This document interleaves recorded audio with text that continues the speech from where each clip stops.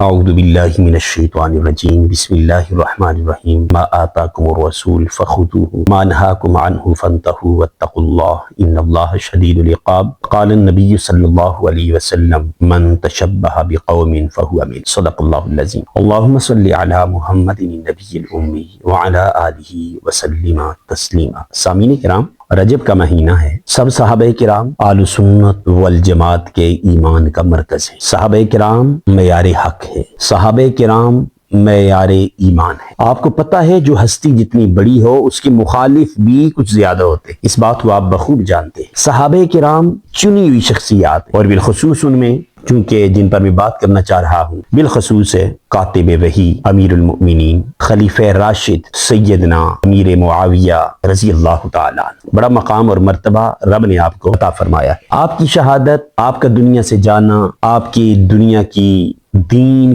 کی بالادستی، تمام چیزیں اپنے مقام پر، وہ موضوع اس وقت نہیں ہے۔ آپ کا رتبہ اس وقت بیان نہیں کر رہا ہوں، اس وقت اشارہ اس بات کی طرف، بات کو سمجھانے کی طرف کر رہا ہوں کہ یاد رکھیں امیر معاویہ رضی اللہ تعالیٰ عنہ بڑے مظلوم صحابی رضی اللہ تعالیٰ عنہ، اور اسلام کی بڑی شان و شوکت ہیں، بڑی شان و شوکت، بڑا مقام اور رتبہ آپ نے لیا۔ رجب کے مہینے میں امیر معاویہ رضی اللہ تعالیٰ عنہ دنیا سے رخصت، اس پر دشمن معاویہ میٹھی میٹھی چوریاں بنا کر پاک و ہند میں، پاک و ہند کی بات کر رہا ہوں جو کہ ہم پاکستان میں میٹھی میٹھی چوریاں اور حلوے بنا کر کھاتے ہیں، اس کا نام ہوتا ہے رجب کے کنڈے، رجب کے کنڈے۔ اچھا، یہ کنڈے کیوں کہتے ہیں؟ کہ ہندوستان میں اہل تشیع اور اہل سنت دونوں موجود تھے، تو سیدنا امیر معاویہ رضی اللہ تعالیٰ عنہ کی وفات پر، دنیا سے جانے پر اہل تشیع خوشی میں کچھ چیزیں بنا بنا کر کے کھاتے تھے، لیکن جب اہل سنت کو پتہ چلا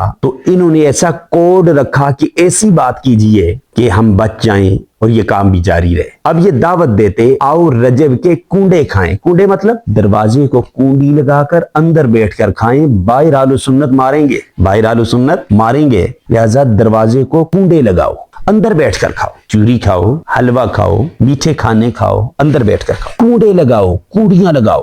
اب جب یہ دعوت دینے لگی تو کیا کہتے؟ آؤ کنڈے کھائیں، آؤ کنڈے کھائیں۔ تو ان کا اشارہ یہ خود سمجھتے تھے، اشاروں میں بات ہوتی تھی۔ اہل تشیع سے ہندوستان میں یہ سلسلہ چلا، پھر پاکستان میں آیا، جہاں یہ لوگ گئے وہاں چلتا گیا، حتیٰ کہ پھر اہل سنت بھی اہل تشیع کے ساتھ اس معاملے میں مل گئے۔ آج دیکھا جاتا ہے رجب کے کنڈے سنی بھی حلوہ اٹھایا ہوا پھر رہا ہے، چوری بنا کر پھر رہا ہے۔ خدا رہا، سوچئے جس امام صاحب کا وہ نام لیتے ہیں، امام جعفر صادق رحمہ اللہ تعالی، ان کی وفات یا پیدائش یا کسی سلسلے کا رجب سے کوئی تعلق نہیں، بعض ڈرامہ بازی ہے۔ اہل سنت ہو، اہل سنت رہو، آپ کا جو بھی مقطع فکر ہے مجھے اس سے کوئی غرض نہیں، لیکن سنی ہو تو سنی بن کے رہو۔ حدیث پاک میں آتا ہے من تشبہ بقوم فہو منہ، جو جس قوم کی مشابہت اختیار کرتا ہے وہ اسی میں سے ہوتا ہے، اور جو ایک اور روایت، جو جس قوم کی کثرت کا سبب بنا